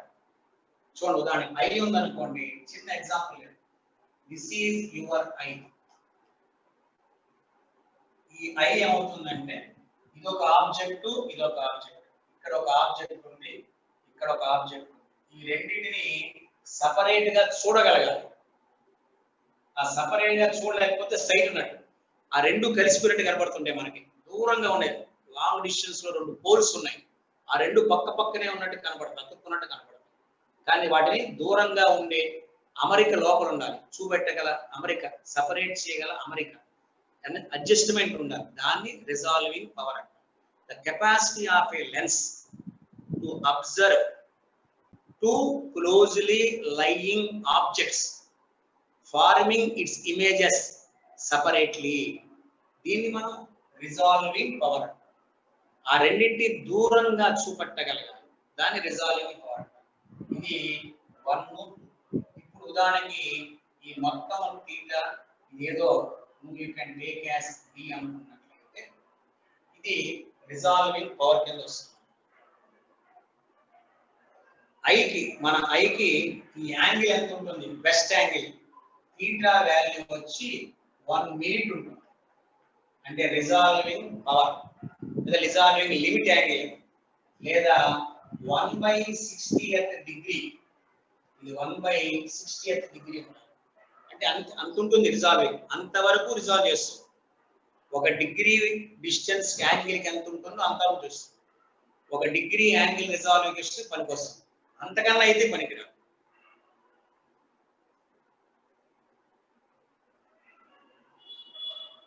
కాబట్టి resolving limit for human I is equal to 1 minute లేదా 1/60th డిగ్రీ లేదా 0.1 మిల్లీమీటర్. 0.1 మిల్లీమీటర్. ఇది resolving power of I. What is resolving power? The capacity of eye to see the images of 2 objects clearly where objects are even very close. Okay, can I go to next point?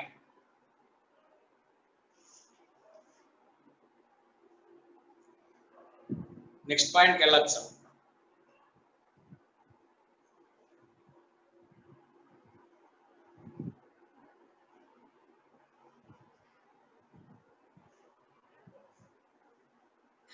Next వచ్చి ఇలాంటి ఎఫెక్టే మనకి microscope ఉంటుంది. we have another we are microscope అని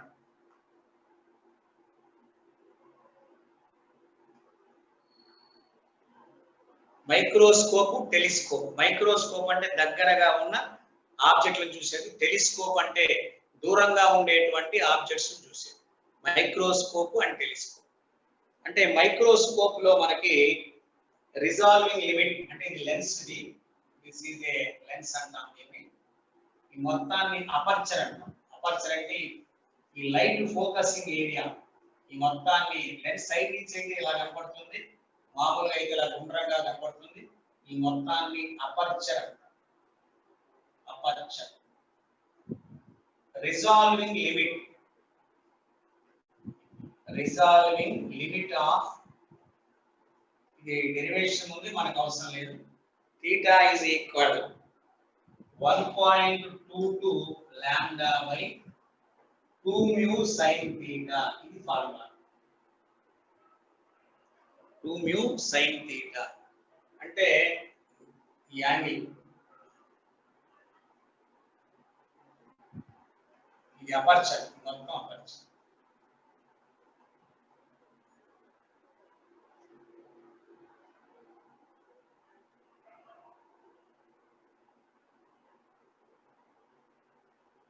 ఇక్కడ new sine theta ఒక పేరు పెట్టారు, numerical aperture. That is called as numerical aperture అని పేరు. దీనికి ఒక పేరు న్యూ సైన్. న్యూ అంటే రిఫ్రాక్టివ్ ఇండెక్స్, సైన్ థీటా అంటే యాంగిల్. ఈ యొక్క ఎఫెక్ట్ ని, ఈ యొక్క ప్రోడక్ట్ ని న్యూమెరికల్ అపర్చర్ అని పేరు పెట్టారు. ఇది రిజాల్వింగ్ లిమిట్ ఆఫ్ మైక్రోస్కోప్. మరి రిజాల్వింగ్ పవర్ ఏంటి? What is the resolving power?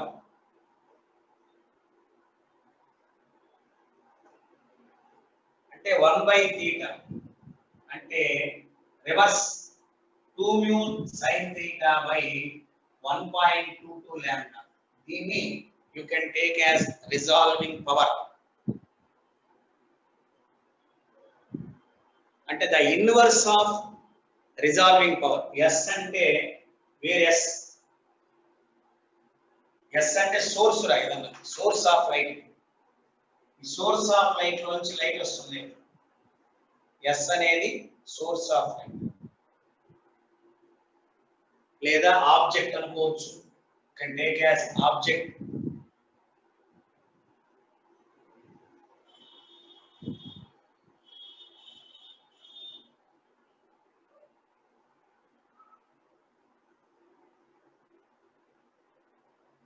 ఒక సైడ్ యాంగిల్ అయితే థీటా, 2 సైడ్స్ కాదు. ఇక్కడ అపర్చర్ తో హాఫ్ వేస్తాం.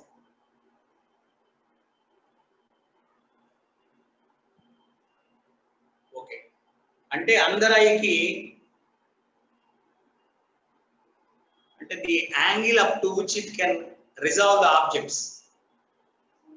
అంటే రిజాల్వింగ్ లిమిట్ అంటే సపోజ్ రెండు బాగా క్లోజ్ గా ఉన్నాయనుకోండి, ఇలా మామూలుగా ఉండే దాంట్లో చూస్తే వాటి మధ్య డిస్టెన్స్ 1 డిగ్రీ ఉన్నట్టు కనబడుతుంది, తర్వాత 2 డిగ్రీ. రిజాల్వింగ్ పవర్ ఒక్కోసారి XM రాస్తుంటాడు, థీటా రాసుకోవచ్చు, మన ఇష్టం, పర్వాలేదు.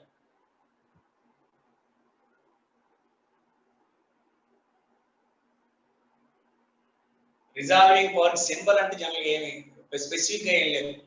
RM రాస్తారు రిజాల్వింగ్ పవర్, రిజాల్వింగ్ లిమిట్ కి RL అని రాస్తారు, RP అని రాస్తారు, జనరల్ గా రాస్తారు.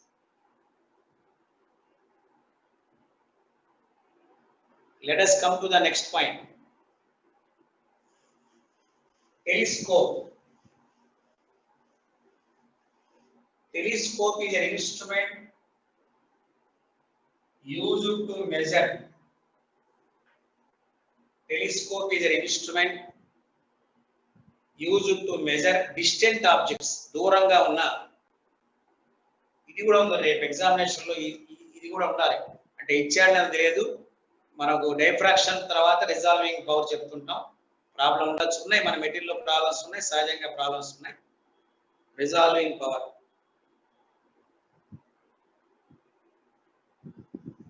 దీనిలో resolving limit of the telescope theta అనుకుందాం దానికి, that is equal 1.22 lambda by a. Next, resolving power is equal inverse a by 1.22 lambda.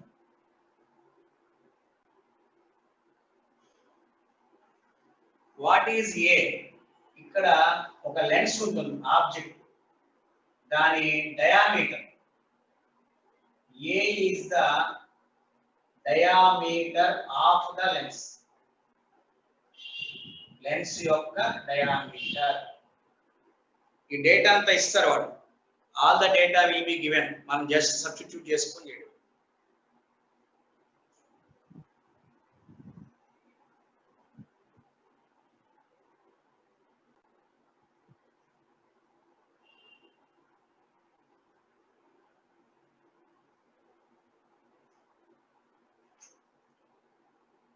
Okay, this is the telescope, microscope and eye. More resolving power అంటే బాగా చక్కగా స్పష్టంగా బాగుంటుంది, clarity బాగుంటాయి. ఎక్కడ ఉపయోగపడుతుంది అంటే ఉదాహరణకి మనం ఒక స్పెక్ట్రోమీటర్ అని ఒక ఇన్స్ట్రుమెంట్, అందులో మనకు విబ్జిఆర్ కనబడుతుంటుంది, వైలెట్, ఇండిగో, బ్లూ, గ్రీన్ కనబడుతుంది.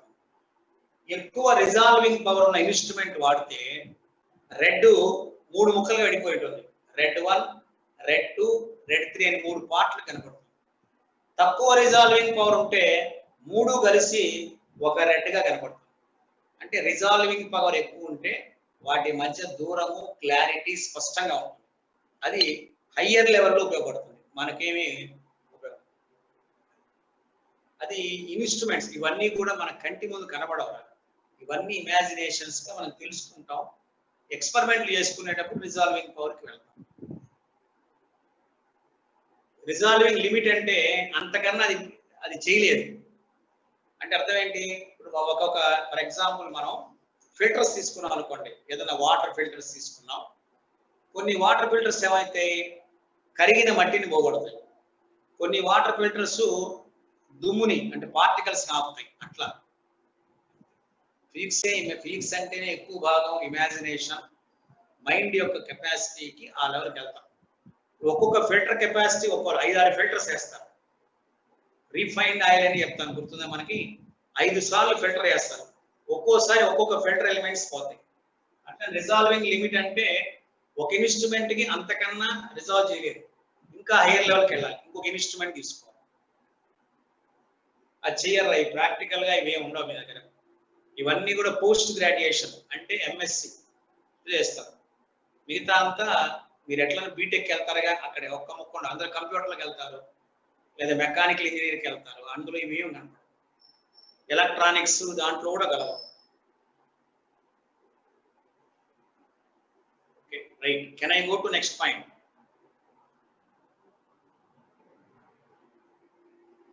Resolving limit, resolving power. Okay right. అరే నేను చెప్పే చిన్న సలహా ఏంటంటే, పెద్ద పెద్ద ప్రాబ్లమ్స్ కోసం ఎవరేం చేస్తారు, చిన్న చిన్న బేసిక్స్ చేయండి, బేసిక్స్ బాగా చదవండి. ఆ బేసిక్స్ మీదే లాస్ట్ ఇయర్ కానీ బిఫోర్ లాస్ట్ ఇయర్ కానీ మెయిన్స్ పేపర్ ఉమ్మేడు.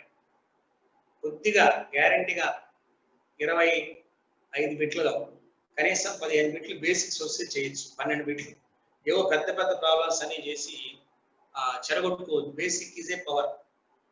ఒక 50 ప్రాబ్లమ్స్ పెద్ద పెద్ద చేసి మీకు అసైన్మెంట్ పెడితే మీరు సూపరా, అవుట్ రా బాబు.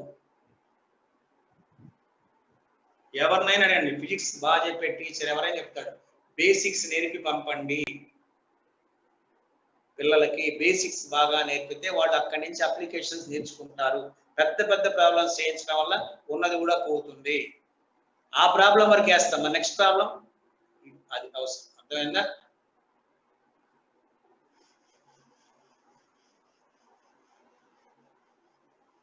Right, this is a resolving power.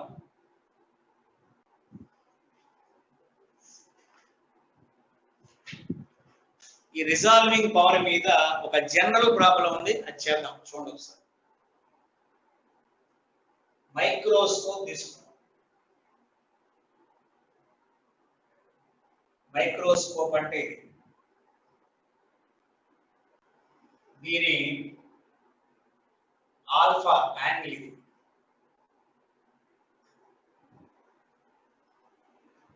Focal length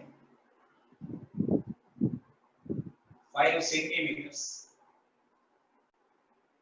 aperture అంటే ఇది మొత్తం ఇదంతా అపర్చర్.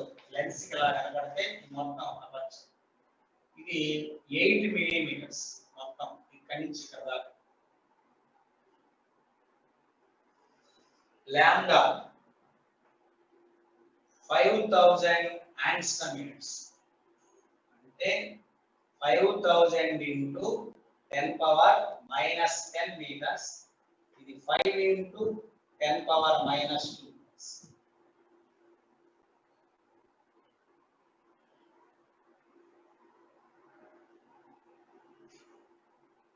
ఫైండ్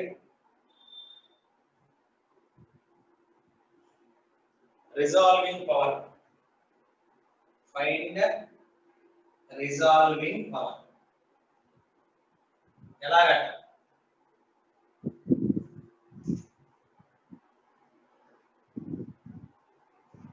ఇక్కడ మనం ఇది 4 అయింది. ఇది రఫ్ గా focal length nearly 5 into 10 power minus 2 అయింది. దీన్ని కూడా మీటర్ గా మార్చుకోండి. -3 meters. ఇది metres. Take tan alpha is equal to 4 into 10 power minus 3 by 5 into 10 power minus 2. If alpha is tan alpha is equal to sin alpha.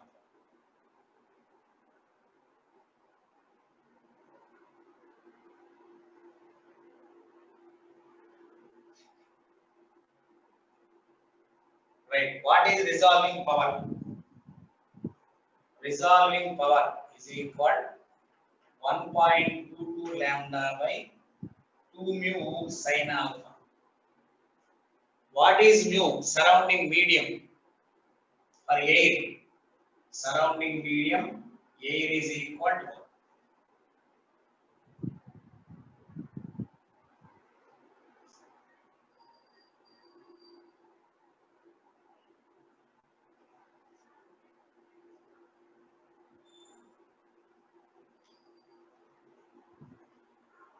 Lens కే విధాన దాన్ని medium లో పెడతాం. ఆ మీడియం సంబంధించింది అంటే రేస్ వచ్చి తగిలే ప్రాంతం దాని యొక్క refractive index, not for lens.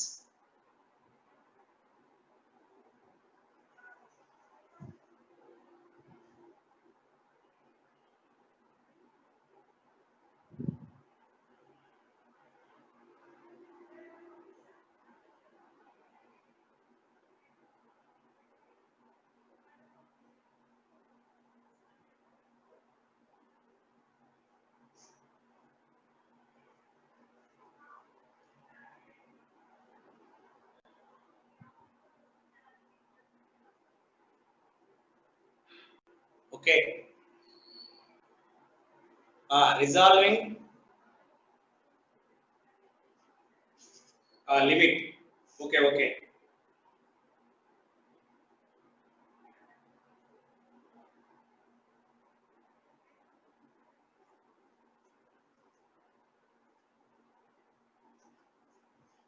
Then RP, resolving limit.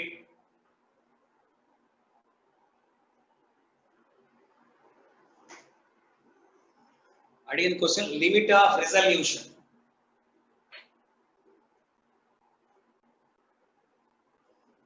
Breakfast చేయాలా? మేము కూడా బ్రేక్ఫాస్ట్ చేయాలి, నేను కూడా చేయలేదు. మార్నింగ్ 7 అయినప్పటికీ నాకు కూడా కొద్దిగా ఇబ్బంది ఉంది, మధ్యలో గ్యాప్ లేదు కదా, కంటిన్యూస్గా రావాల్సి వస్తుంది.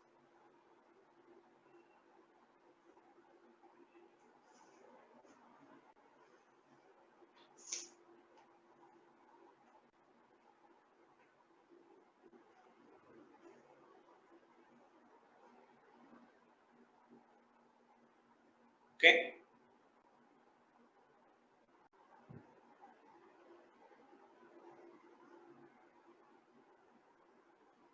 డైఫ్రాక్షన్ లో ఒక ప్రాబ్లం, మిగతావి డైఫ్రాక్షన్ మొత్తం కూడా సిలబస్ కూడా ఉంది, ఇది కూడా ఈ రిజాల్వింగ్ పవర్ ఉంది, వేవ్ ఆప్టిక్స్ ఉంది, మొత్తం అనుకుంటా ఇన్స్ట్రుమెంట్స్ ఉంది. అది రేపు చెప్పాలి, టైం సరిపోవట్లేదు. అక్కడ సిలబస్ ఏమో చాలా ఎక్కువ ఉంది, టైం తక్కువ. ఇన్స్ట్రుమెంట్స్ ఉన్నాయి, అది 99.9%. రేపు సిలబస్ కంప్లీట్ 4 ఉంటాయి ఇన్స్ట్రుమెంట్స్. అది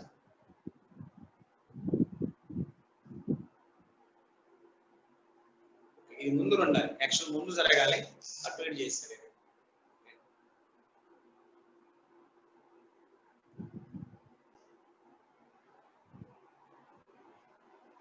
ఓకే,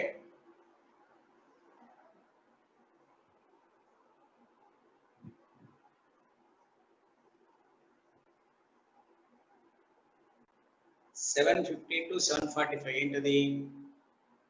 7:15 నుంచి 7:45 ఏంటది తెలియదు. క్లాస్ ఓకే డిఎండి ఎప్పుడురా క్లాసు?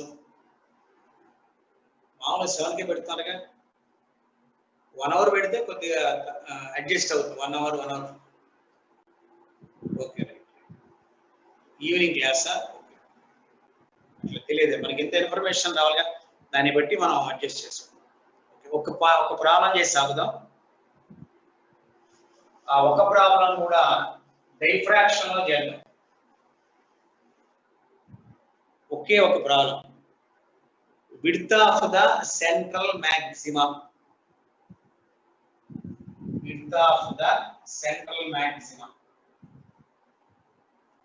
అంటే ఇది ఫస్ట్ డార్క్ బ్యాండ్, తర్వాత ఇది ఫస్ట్ డార్క్ బ్యాండ్, ఈ మధ్య మొత్తం కూడా సెంట్రల్ బ్రైట్ బ్యాండ్.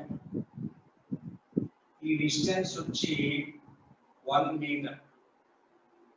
ఇది ఏ 1 millimetre, lambda 5000 angstrom. Find the width of the central bright band. W is equal to Y.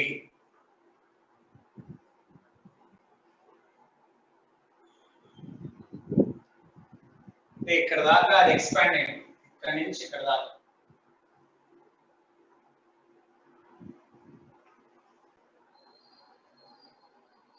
ఈ మొత్తం ఏరియా ఇదంతా కూడా సెంట్రల్ బ్రెయిన్ బ్యాండ్. ఆన్సర్ ఎంత వస్తుంది చెప్పండి?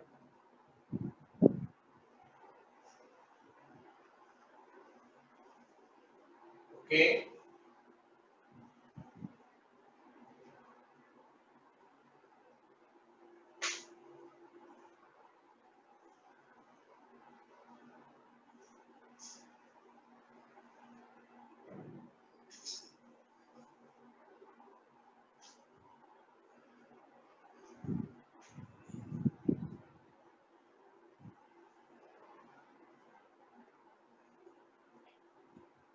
(10⁻³ ఫార్ములా ఏంటి? ఇదేనా? నేను వేసింది కరెక్టేనా?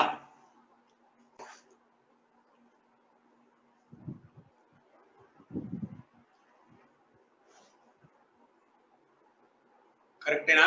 క్యాలిక్యులేట్ చేయండి. Find the width of the central bright band. Question ఇది. Find the width of the A.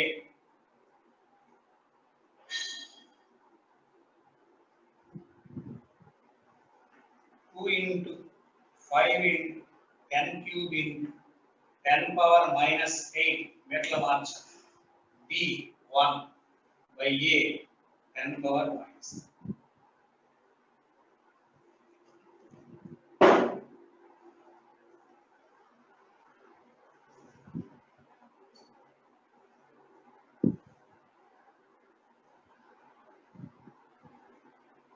Okay, right.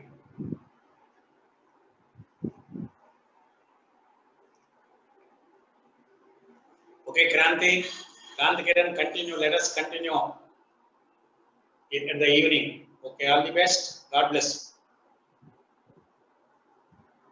Correct. 10 power